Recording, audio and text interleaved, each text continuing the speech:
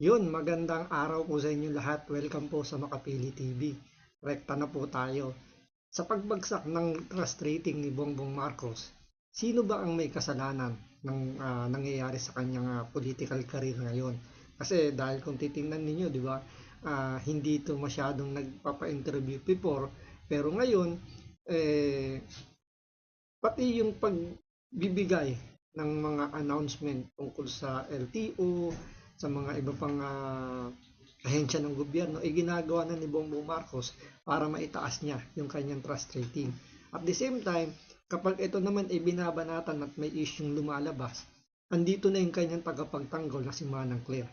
Pero ano ba talaga at sino ba talaga ang dahilan kung bakit patuloy na lumalagapak ang trust rating ni Bongbong Marcos? So ito panoorin po natin, pero bago ang lahat, kung hindi ka pa nakasubscribe sa Makapili TV, baka naman pwedeng pakipindot po muna yung subscribe button, at the same time palike na rin po ng video, wala naman pong bayad yan, kaya pindot na. So ito panoorin po natin. Marami siyang kinakailangang baguhin. Unang-una siguro rito, kailangan niyang ayusin yung kanyang communications, no, with the people. I think Yusek Claire Castro is not doing a very good job, in this case. Nagiging maliwanag that Yusek Claire is, instead of clarifying things, I think she is making it more difficult for the people to appreciate what the president is doing. If the president indeed is doing something, no, hindi nagiging maganda rin na para bang nakikipag-away siya, no, sa mga kritiko ng Pangulo, at hindi niya tinatanggap yung mga hindi magagandang mga paratang sa Pangulo. I think they need to shape up dito sa PCO definitely. Po. Mukhang may punto, di ba, na talagang itong si Manang Claire Castro ang isa sa mga dahilan kung bakit ganun nangyayari yung pagbulusok ng rating ni Bongbong Marcos. Kasi nga nagiging liability siya pagdating sa mga ordinaryong Pilipino. Dahil imbis na, alam niyo, imbis na ang ibida niya kung ano yung mga ginagawang magagandang proyekto, ano yung mga na-achieve na ng administrasyon ni Bongbong Marcos, lagi siya naka-attack mode. Lagi siyang nakadepensa, lagi niyang binabanatan yung mga Duterte, yung mga vlogger na tumutulig sa kanila. Imbis na, alam niyo yun, na i-clarify niya yung mga nangyayaring issue, lagi siyang laging pagalit, na akala mo natutuwa sa kanya yung mga reporter. Pero kung deep inside ng sa mga reporter, kasi mga matatalino yung mga reporter, nagigit nila na wala sa hulog yung mga sinasagot ni Hannah Claire. Kaya ang nangyayari, nagiging liability siya pagdating sa pagbibigay ng tamang impormasyon sa mga kababayan natin. Nagiging asset lang siya ni Bongbong Marcos kapag ang mga tinutuligsa ay yung mga vlogger. Kasi itong si Manang Claire Caso, maliban sa pagiging abogado, ibinababa niya yung level niya bilang abogado. Pumupunta siya sa level ng mga vlogger. Doon siya nakikipagbardagulan.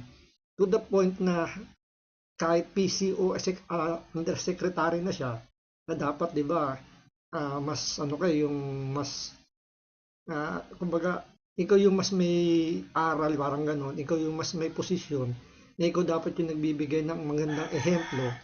Hindi, lumalabas parang kang naglagay ng isang palingkera na nakikipagbardagulan sa isang sa government na dapat respetado ang mga sa gobyerno kasi nga may mga aral.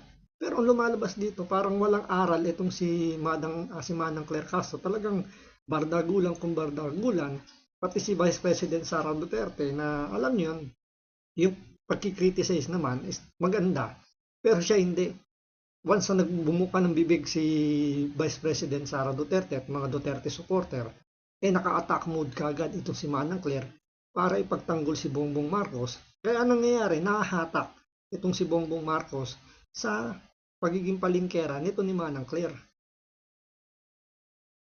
Po, baga may pagkukulang doon sa kanilang narrative strategy kasi sa halip nga na paliwanag sa publiko ang nauna ngayon yung kritisismo. Ganun, Prof. Yes, para kasing parang dinideflect nila, no? Parang lagi silang nasa defensive mode, no?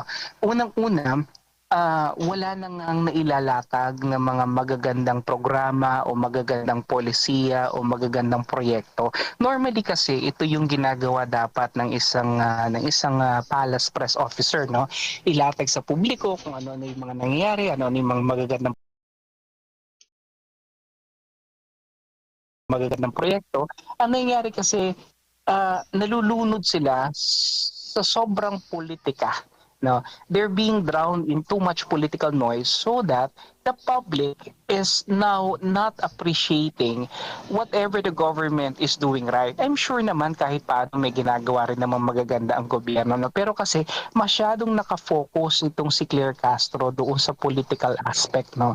At nawawala na yung kanyang direction pagdating doon sa mga social reform programs, doon sa mga progressive na mga proyekto na siguro naman ginagawa rin ng pamahalaan. I think kung mapapaunawa niya to sa taong bayan, mas magiging maganda. Ang problema kasi parang laging nakafocus sa mga Duterte, laging ibabalik sa mga Duterte. I think that is a symbolism of weakness eh. Kasi they So ngayon naniniwala na kayo kay Pangulong Duterte na weak itong si Bongbong Marcos. Kaya ang kinuha niya yung palengkerang abogada. So lumalabas dito na itong si Manang Claire Castro incompetent kagaya ni ni De Lima. Diba sabi ni Jingo, incompetent daw si De Lima. So itong si Manang Claire, incompetent din. Kasi imbis na matulungan niya si Bongbong Marcos, siya pa yung isa sa mga nagiging dahilan kung bakit bumubulusok si Bongbong Marcos. Pero siguro dapat linawin din kung ano ba talaga yung job description nito ni Manang Claire Castro. Kasi ang alam natin na kapag sinabing parang siya yung spokesperson ni Bongbong Marcos, tama, di ba? So, kung ano yung lalabas sa bibig ni Bongbong Marcos, supposedly, yun yung sasabihin niya. Tama, di ba? So, kung ano yung gustong iparating ni Bongbong Marcos, ng administrasyon ni Bongbong Marcos, sa kanya manggagaling. Pero ang nangyayari, parang ang nagiging job description yata rito ni Manang Claire Castro, siya yung humarang sa lahat ng batikos, sa lahat ng mambabalahura, sa lahat ng tutulig sa kay Bongbong Marcos. At alam naman siguro, nakapanood siguro ni Bongbong Marcos na itong si Manang Claire Castro, dati itong nagbablog din to. So, inadapt nilang nila yung skills kung paano makipagbardagulan itong si Manang Claire Castro. So siya yung ginawang panangga. Dahil nga itong si Bongbong Marcos ay mahina yung utak, hindi nito kaya makipagkomprontahan. Kaya kumuha siya ng magaling mampronta sa katauhan ni Manang Claire Castro. Kasi they have been in power for what, almost 4 years now. At kung hanggang sa 4 na taon na panunungkulan mo, wala ka pa rin ibang babalikan, kundi yung nakarang administration, it just goes to show that you are indeed a weak leader, no? That you really do not have any clout at all.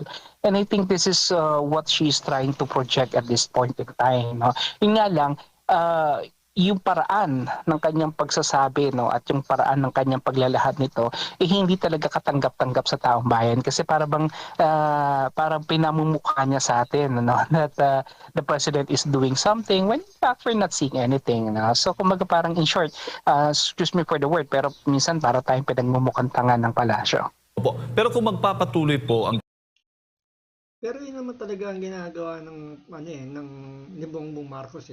Iginagaya niya yung mga Pilipino na kasimbobo niya na lahat, kumbaga, ang tingin niya sa mga mahirap dahil nga itong si Bongbong Marcos, elitista to sosyalista to, wala naman tong attachment sa mga mahirap. Ang tingin niya ay mga bobo yung mga Pilipino kagaya niya. Pero hindi niya nagigit na matatalino na rin ng mga Pilipino ngayon. Dahil nga meron ng social media na ipaliliwanag ng maigi ngayon yung mga nangyayari. So, mas nakikita na yung ano yung totoong nangyayari sa Pilipinas. So, ano pang ine-expect ni Bongbong Marcos sa trust rating niya?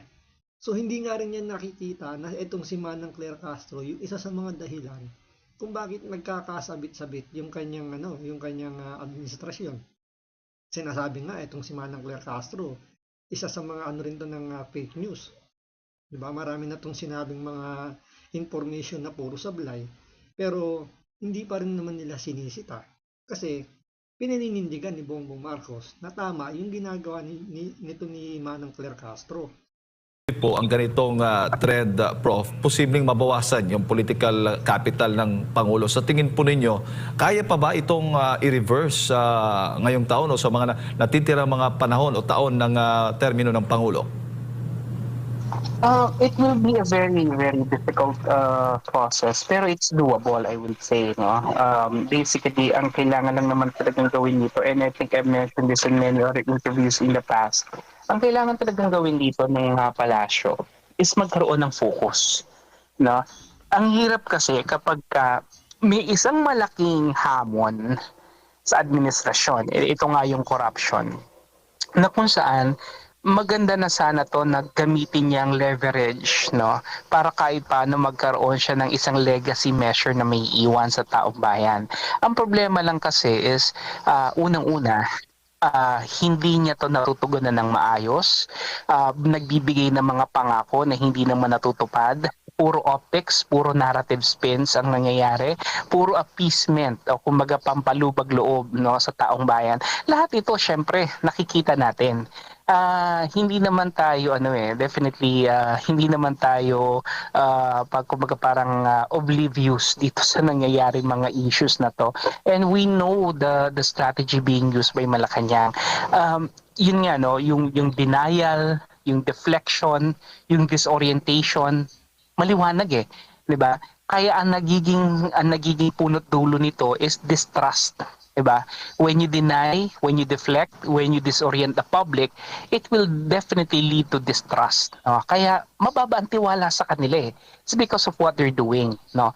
And so what So, ibig sabihin lang, etong si Bongbong Marcos, puro daldal lang. Ang alam lang mambudol. So, sa dami ng mga sinabi niya, ito yung pinaka-recent na, di ba, bago mag-New Year, Pasko, na may makukulong na raw na big fish. Pero ang nangyari, ang mga napakulong lang ay yung mga contractor, yung mga Diskaya, DPWH officials. Pero yung inaasahan ng mga kababayan nating big fish, walang nangyari. So, yung pambubutol, puro bunganga lang, puro daldal lang itong si Bongbong Marcos. Pero, pinaninindigan nila na marami pa rin naniniwala sa kanila. So, ibig sabihin, may mga kumukumpas na sinasabi na marami pa rin Pilipino ang nagtitiwala kay Bongbong Marcos. At yun na pinaniniwalaan ni Bongbong Marcos kasi nga, ito lutang. Biruin mo noon, umaga, tsongke. Tapos sasabayan pa ng 4 times a day na pagsingot ng pulburon. So what do you expect? So kahit na sinasampal na yung panga niya, talagang paniniwalaan niya yung mga nakapaligid sa kanya na is doing good at ang gobyerno natin at ang ating bansa ay nasa tamang track at ang pinakamasamang tao lang ay ang mga Duterte. So hanggang dito lang po muna. Maraming salamat po sa panonood. Ingat po kayo lagi. God bless.